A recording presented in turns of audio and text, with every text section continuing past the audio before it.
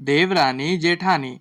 एक दिन प्रज्ञा और शिवानी रसोई में खाना बना रही होती हैं। तभी प्रज्ञा को रसोई में एक चूहा दिखता है। तभी वो जोर से चिल्ला पड़ती है। दीदी, वो देखो चूहा। वो डर कर स्लेब पर चढ़ जाती है। अरे चूहा ही तो है। तू तो ऐसे डर रही है जैसे तूने कोई भूत देख लिया हो। कितनी डरपोक है तू भी ना प्रज्ञा। आप ज्यादा हंसो मत दीदी। हर इंसान को किसी ना किसी चीज से डर लगता है। लगता होगा, पर मुझे तो किसी चीज से डर नहीं लगता। मैं तो बहुत बहादुर हूं, पर तू हद कर दी भाई। एक चूहे से डर गई है।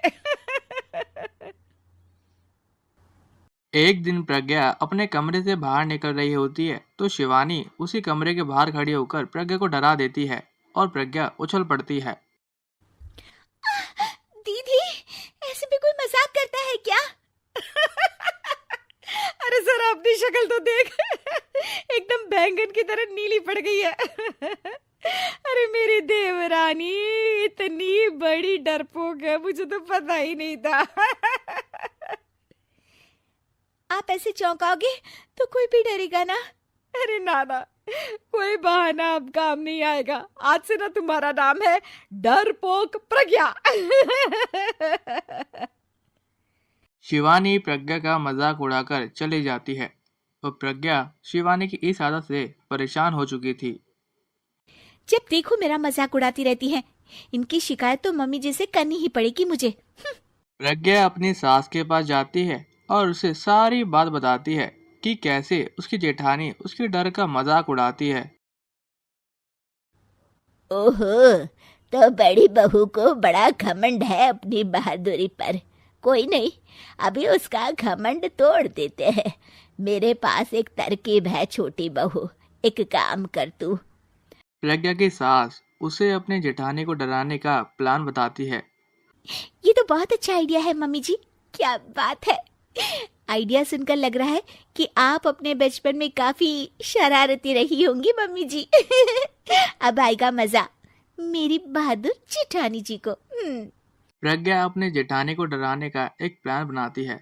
रात में प्रज्ञा अपने जेठानी के पास जाती है और कहती है, दीदी, मुझे ना बहुत डर लग रहा है। क्या हुआ मेरी डरपोक देवरानी? दीदी, मैं छत पर गई ना तो मुझे ऐसा लगा कि कोई वहां है। ऐसा लगा जैसे मुझे कोई वहां देख रहा था, जैसे कोई साया। अरे क्या बक रही हो, तेरा वहम होगा। नहीं नहीं दीदी, आप चलो ना प्लीज मेरे साथ। मुझे तो बहुत डर लग रहा है। मेरी एक साड़ी सूख रही थी, वही लानी है। प्लीज आप चलिए ना ऊपर मेरे साथ। ओफो, चल। प्रज्ञा शिवानी को बहाने से छत पर ले जाती है और प्रज्ञा शिवानी के पीछे चल रही होती है। ले आ गए हम छत पर। कहाँ है भूत, दिखा। कहीं तो है नहीं।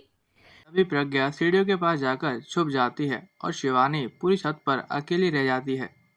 अरे प्रज्ञा, कहाँ चली गई? प्रज्ञा एकदम से सीढ़ियों का दरवाजा बंद कर देती है और शिवानी को अब डर लगने लगा था। मैं नीचे चली जाती हूँ। लगता है प्रज्ञा भी नीचे ही चली गई है। तभी उसके सामने एक खुले बाल सफेद साड़ी में एक औरत खड़ी होती है। शिवानी उस औरत को देखकर बहुत डर जाती है। हाल तू जलाल तू आई बला को टाल तू। हाल तू जलाल तू आई बला को टाल तू।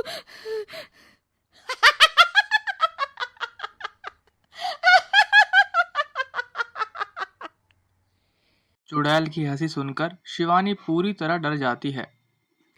नहीं नहीं, मुझे छोड़ दो। भगवान के लिए मुझे छोड़ दो। नहीं नहीं नहीं नहीं नहीं नहीं नहीं नहीं। मैं तुझे नहीं छोड़ूंगी। मैं तेरा खून पी जाऊंगी। तभी चुड़ैल की हंसी उसकी सास की हंसी में बदल जाती है।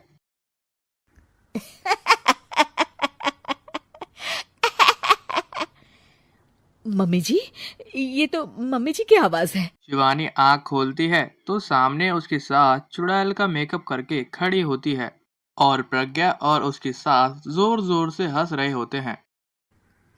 क्यों मेरी बहादुर जेठानी जी, आप तो कहती थी कि आप किसी से नहीं डरती। ये तुमने अच्छा नहीं किया प्रज्ञा। और सासू माँ, आप भी इसके साथ मिलकर। और नहीं तो क्या बहू, तुम अब मेरी छोटी बहू का ऐसे मजाक बनाओगी तो मुझे तो चुड़ैल बनना ही पड़ेगा ना। प्रज्ञा और उसकी सास और जोर जोर से हंसने लगते हैं और शिवानी गुस्से में नीचे चली जाती है।